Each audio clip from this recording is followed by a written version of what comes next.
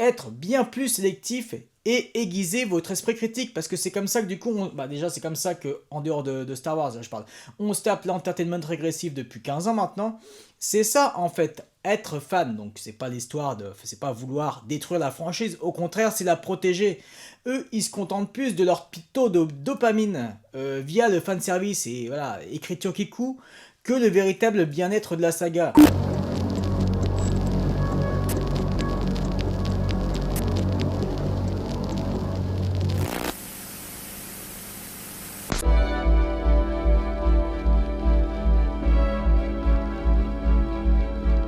Manifeste de Férix 0001 à l'attention de Guerrera. Là, il y a un article qui est sorti à l'encontre de ma chaîne suite à ma dernière vidéo. Je vais lire quelques extraits. Dans une époque où le fandom de Star Wars n'a plus que jamais besoin de rester soudé, le tavernier de Férix préfère diviser pour mieux régner. Et ne vous y trompez pas, ce dernier ne cesse de prouver qu'il n'est qu'un haters de plus et non un fan. Son but, détruire cette formidable franchise tout en méprisant son public via ses vidéos de propagande. En fait, c'est ça avec l'entertainment régressif maintenant. Suffit que tu as un minimum un esprit critique, tu es un haters. Être fan, en fait, c'est tout aimer. Non, justement, un vrai fan, un véritable passionné, il va justement pointer du doigt tout ce qui ne va pas dans un univers, pas que Star Wars, tu vois. Mais donc, là, en fait, on dit amen à tout. Ce public-là que je pointe du doigt, c'est ah bah tiens, en fait, vu que je suis fan de Star Wars, tout ce qui sort de Star Wars, j'adore, en fait, on est obligé d'aimer et je le consomme, voilà, consommation, consommation, consommation. Alors que non, si vous voulez vraiment sauver Star Wars, ce que vous devez faire, c'est quoi? C'est être bien plus sélectif et aiguiser votre esprit critique, parce que c'est comme ça que du coup, déjà c'est comme ça que en dehors de Star Wars, là, je parle, on se tape l'entertainment régressif depuis 15 ans maintenant. C'est ça en fait, être fan. Donc c'est pas l'histoire de, c'est pas vouloir détruire la franchise, au contraire c'est la protéger. Eux ils se contentent plus de leur pito de dopamine via le fanservice et voilà, écriture qui coud, que le véritable bien-être de la saga. Voilà, et malgré tout, non, je passe pour le mec qui veut détruire Star Wars, merci bien. Il ne laisse pas ces délicieux passionnés, non mais il ne laisse pas ces délicieux passionnés vivre leur vie comme ils l'entendent. Non mais, est-ce que moi j'ai toujours clamé sur cette chaîne, j'ai toujours dit chacun son prisme. Et combien de fois j'ai dit encore dans la dernière vidéo, voilà, il y a 98% de chaînes grand public faites pour vous, n'hésitez pas à y aller. Ici, ça s'adresse juste au prisme similaire. Combien de fois je l'ai dit? Et le fait de, soi-disant tisser des liens, j'imagine très bien comment il me voit, le petit connard qui vit dans sa grotte. À notre connaissance, ce vidéaste aigri n'a pas d'enfants, nanana, ils sont bien renseignés. Dans le cas contraire, on imagine attacher ses enfants face à la télévision en les obligeant à regarder Andorre en boucle, tout en les forçant à manger leurs légumes. Ce qu'il faut savoir, c'est que forcément, Andorre, déjà, c'est un public adulte. Tu peux pas mettre ça devant des enfants. Voilà, même devant des préados, tu peux pas. La preuve, il y a des adultes immatures qui n'ont pas su apprécier Andorre. Donc non, je ne ferai jamais par exemple de forcing à ma nièce. Ma nièce qui a 1 an et demi, justement, je l'initie à Star Wars, vraiment. Et pour dire, voilà ce que je lui ai acheté pour Pâques. Voilà. Parce que je compte l'initier à Star Wars. Et pour l'initier à Star Wars petit à petit, ça va être les petites Jedi, les aventures des petites Jedi, là, vous voyez, là, dans la Haute République, la série animée, là, il y a 3 saisons. Ça va être ensuite, voilà, c'est merde, malheureusement, agressive, mais c'est parfait pour les gamins. Même si, bon, c'est parfait pour les gamins, malgré tout, il y avait des programmes enfantins avec un tout petit peu plus d'exigence sur tous les corps de métier. Je parle là pour ma génération. Mais voilà, ce sera ça, forcément, bien sûr, je vais pas l'attacher devant Andorre ou autre, non, c'est important. Mais en fait, il y a que de ça, c'est ça Star Wars, il y a que des trucs pour enfants ou du babysitting. Babysitting, quand on y pense, The Bad Batch, Mando et Grogu, il va y avoir Starfighter en plus babysitting. Babysitting, qu'est-ce qu'il y a? Obi-Wan Kenobi là, avec la petite Leia, putain, babysitting de partout, t'as l'impression qu'en fait, tout s'adresse aux enfants, et quand ça ne s'adresse pas aux enfants, l'écriture est toute pétée, il n'y a aucune exigence, aucune direction d'acteur, une réalisation fade, mais c'est voilà, les gens baignent dedans, ils sont habitués, c'est ça le truc. En même temps, comment tu peux leur en vouloir, même si on ne demande pas à ce qu'ils soient cinéphiles, qu'ils aient une excellente analyse. Non, mais comment tu peux leur en vouloir malgré tout s'ils baignent dedans? Pour eux, ils ne voient pas le problème, et du coup, je peux comprendre que certains, voilà, nous pointent du doigt, même les autres prismes comme moi, il nous traite de haters, je peux comprendre, mais non, il y a un gros problème, encore une fois, Ahsoka, putain. Et Ahsoka saison 2 qui va sortir cette année, là, il y en a qui attendent. Là, en fait, ce qui me fait rire, c'est qu'il y en a qui disent, oui, il faut de l'espoir par rapport à Filoni, mais en fait, on remplace la peste par le choléra. C'est ça le truc. Filoni, justement, c'est le pire mec qu'on pouvait avoir à la tête de Lucasfilm, même s'il ne veut pas être tout seul, bien entendu. Mais là, on va pas revenir sur toutes ces bourdes, hein. Je ne peux pas encore refaire du Filoni, et voilà. S'il y en a qui ont des œillères, bah écoutez, laissons-les, mais là, faut pas avoir d'espoir hein, avec un mec comme ça. Tu fais ça plus le combo Disney, mais comment voulez-vous que ça aille? Comment voulez-vous que ça aille? Là, il faut de véritables créateurs. C'est con en plus, il pourrait, Disney, viser de nouvelles cibles. On l'a bien vu avec Andor. Anecdote. Hier, j'étais chercher, bref, un casque de Short Trooper. Le gars qui tenait ça au point relais, il a vu ce t-shirt là. La taverne résistante de Férix. Il a dit bah tiens je vais regarder et en même temps je vais le montrer à mes grands enfants. Donc il a commencé à noter la taverne résistante de Férix et du coup il a dit c'est qui Férix du coup c'est toi? Je dis non Férix ça vient de Star Wars. Et il a dit oh là Star Wars ça c'est par contre c'est pas vraiment mon délire et du coup je lui ai expliqué en fait ce qu'était Andorre. Il a compris le truc. Justement lui ce qu'il botte c'est le fait que tu sortes des sentiers battus, qui est une patte artistique présente sur tous les corps de métier. Vous voyez comment on pourrait attirer justement d'autres publics, comme par exemple, on le sait très bien, il y a aussi pas mal de fans de Andorre, ce sont des cinéphiles qui n'en ont rien à foutre de Star Wars. Et encore une fois, comme le gars hier, vous avez vu ses réactions. Voilà, finalement, non, qui dit que c'est pas son délire Star Wars, mais voilà, avec Andorre, on pourrait élever tout simplement cette saga. Parce que là, cette saga, aux mains du grand public et de l'entertainment régressif, et aux mains de Filoni, c'est pas possible. La meilleure arme que vous pouvez avoir, comme le disait William dans une des vidéos de la chaîne, la meilleure arme que vous pouvez avoir, c'est le boycott. Très clairement. Parce que là, il y a encore beaucoup trop de vues, parce que c'est la consommation, encore une fois, la consommation Star Wars, voilà. Il y a beaucoup trop de vues pour ces merdes, putain. Et ça va être pareil aussi pour ce Mandalorian avec gros goût. Putain, mais si vous voulez vraiment sauver votre saga, mais n'allez pas vous déplacer, n'allez pas donner des thunes à ça. Parce que forcément, vous financez ça. Ça, plus les vues de toutes ces merdes. Non, je prends encore une fois, les Tales. Franchement, l'anthologie des Tales. À part les 3 épisodes sur Doku, qu'est-ce qu'il y a? Alors oui, l'animation, ça a élevé, d'accord? Je suis d'accord avec ça. L'animation, vraiment, est de qualité. Mais l'écriture, pareil pour The Bad Batch. Dans chaque saison, t'as 10% vraiment de contenu intéressant. Le reste, c'est de la filonnade. Voilà, c'est ça. Des fillers, c'est des trucs pour gamins. Et c'est comme ça partout sur toutes les autres séries, en dehors de Andorre. Donc au bout d'un moment, non, c'est pour ça qu'il faudrait viser un autre public. Si on veut sauver Star Wars, déjà c'est ça le boycott, et viser un autre public. Même si on ne demande pas encore une fois à ce que tout soit exigeant sur tous ces corps de métier comme Andorre, mais un minimum. Là, Filoni, s'il ne veut pas faire sa pute, il a une seule chose à faire. Beau Willimon, il a encore un petit pied dans Star Wars. Beau Willimon, je le rappelle. C'est le showrunner de House of Cards, l'un des scénaristes de Sévrance, et bien sûr, c'est lui qui a écrit l'arc Narkina de Andorre et le second arc Pépite de la saison 2. D'accord? On sait bien qu'il a écrit un scénario qui s'intitule L'Aube des Jedi. Alors ce ne sera pas une adaptation propre au roman Legends, ni à la série de comics. Normalement, ça devait être James Mangold qui devait le réaliser. Finalement, qu'est-ce qu'il a déclaré Kennedy il y a 3 mois? Même pas 3 mois.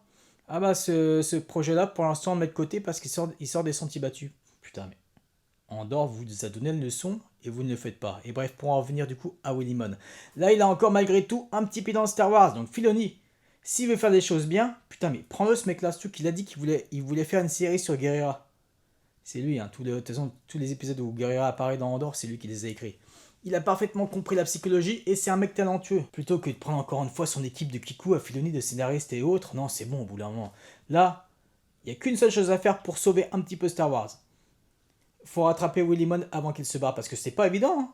Hein. Dans une franchise comme ça, malgré tout régressive, de plus en plus, d'avoir de véritables créateurs. C'est déjà un exploit qu'on a eu Andorre, qu'on a ignoré, je veux dire. Là, faut en profiter avec Willimon avant qu'il se barre. Hein. Ou sinon, faut faire ça avec d'autres. Hein. Ça fait penser à Steven Knight, donc, le créateur de Peaky Blinders. Je sais pas si vous le savez, mais lui, ils l'ont appelé. Ils lui ont demandé un scénario. Le fameux scénario sur Ray, là. Lui, il a déjà écrit une première ébauche. où en fait, dans ce scénario-là, Rel devait avoir 50 ans, incarné par Hélène Mirren. Pour eux, ça n'a pas été parce que ça sortait des sentiers battus. Eux, ce qu'ils voulaient, c'est utiliser encore des Ridley. Faut coller au cul de la postologie, forcément. Et là, on va se taper ça, postologie, putain. Postologie, décriée par bon nombre. Alors ça, plus le fil univers, c'est pas possible. Les fans grand public, ils entendent ça, ils disent, oh, ils comprennent pas le problème. Ils ne voient pas du tout où est le problème. Mais la postologie, donc, avec Starfighter qui sort l'année prochaine, putain, c'est ça que vous voulez? Pour les 50 ans de Star Wars, c'est ça que vous voulez? Sean Levy, là, merci Kennedy, hein, c'est elle qui tenait à avoir un film de Sean Levy. Putain, Sean Levy, regardez sa filmographie, bordel de merde. Donc on verra, voilà. Après, si c'est à minima de l'entertainment correct, c'est ce qu'on demande, voilà. Tant que c'est plus de l'entertainment régressif, c'est tout con. Et c'est là on voit que c'est grave. Ce sera malgré tout un grand pas. Putain. Donc, Starfighter, ça se passe après la postologie. Apparemment, il y a encore la trilogie qui est encore d'actualité, là. Simon Kinberg, l'un des scénaristes créateurs de Rebelle, là, il bosse dessus. On va voir, hein. Parce que le gars, il a dit, ah bah, moi, je m'inspire un peu d'Andorre. Oui, bah attention, c'est pas parce que tu t'inspires de Andorre que du coup, ça y est, nous verrons. Mais là, il faut sortir de cette postologie, parce que voilà, c'est cette trilogie-là qui se passe après la postologie. Ils sont malins, ils sont forts, on se fait enculer de partout entre les filonnades et encore une fois, la postologie, faut évoluer. Et moi, ça me fait encore une fois mal au cul que voilà, le seul projet qui est sorti des sentiers battus, le scénario de Beau Limon, là, ah bah on le met de côté parce que non, justement, ça prend trop de risques. Putain, mais c'est quoi ça? Franchement, on est mal barré. Et en plus, là, putain, The Mandalorian a une gros goût. En plus, Favreau, le kikou, on sait bien que c'est un kikou, lui. Quand il avait été interpellé, les frères Russo, quand il avait lu le scénario de Avengers Endgame.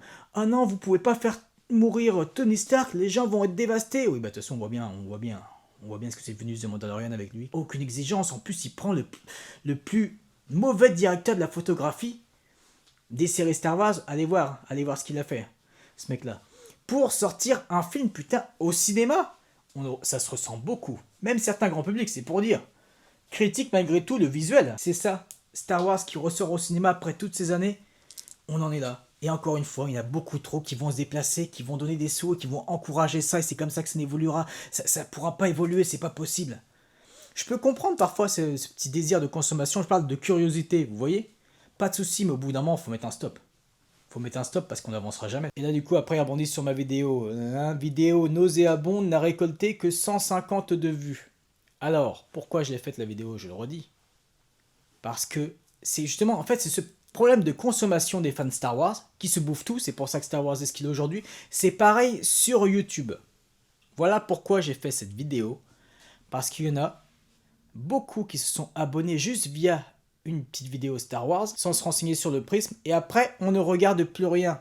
Moi, je ne veux pas ça. On l'a bien vu sur les vues. Les vues qui se sont cassées la gueule avec les réactions de Pluribus, avec les réactions de même d'autres films, Valeurs sentimentales, Mickey 17. Par contre, dès que je fais une vidéo Star Wars, ah là il y a plus de vues. Ou dès que je fais une vidéo sensationnelle, comme la taverne se casse la gueule, là bizarrement il y a plus de vues. Et pareil pour celle-là d'ailleurs. Faut du sensationnel, un titre putaclic pour qu'on clique dessus. Parce que le reste, les choses intéressantes ou les autres propositions authentiques, on s'en bat les couilles. Donc là putain ça ne fait que confirmer ce que je disais. Et la preuve, ça a plutôt bien fonctionné parce que pour l'instant, il y a eu des abonnements. Il faut savoir que YouTube n'apprécie pas trop, déjà c'est assez complexe malgré tout en algorithme. YouTube déjà pour les petites chaînes, on sait bien que c'est un calvaire. Mais YouTube par exemple n'apprécie pas le fait que le nombre de vues n'est pas proportionnel au nombre d'abonnés. Vous voyez là par exemple, on était 1300 il y a encore 2 jours, on était 1301.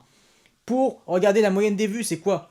50, 60, 70 vues. Ça va pas, c'est pour ça qu'encore une fois le tri est nécessaire et c'est pour ça d'ailleurs que je vais refaire des petites vidéos comme ça. Et donc dernière petite phrase que je vous lis de ce torche-cul là.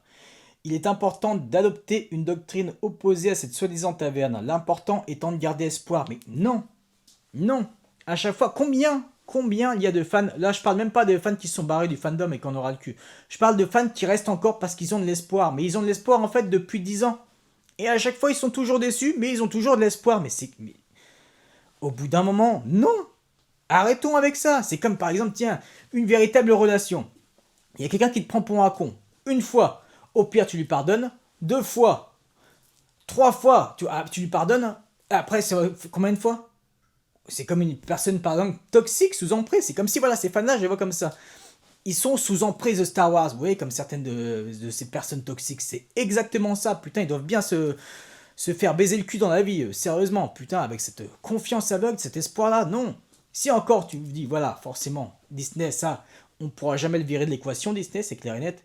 Mais si, voilà, il y avait une autre personne à la place de Filoni, là on se dit, ok, pourquoi pas, ça pourrait peut-être bouger.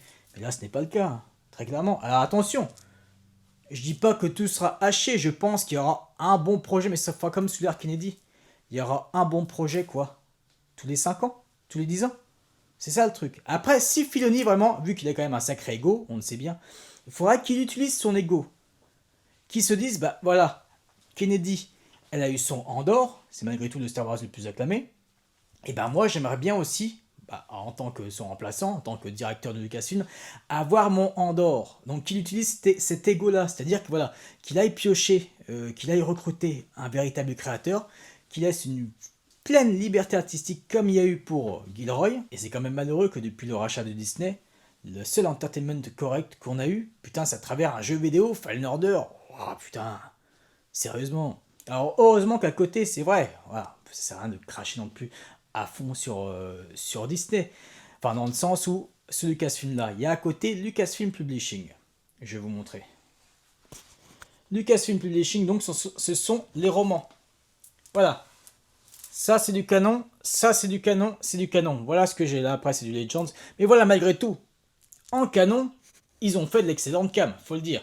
D'ailleurs, ils devraient plutôt, enfin, le véritable Lucasfilm, la maison mère, devrait se référer, enfin, et prendre exemple sur Lucasfilm Publishing.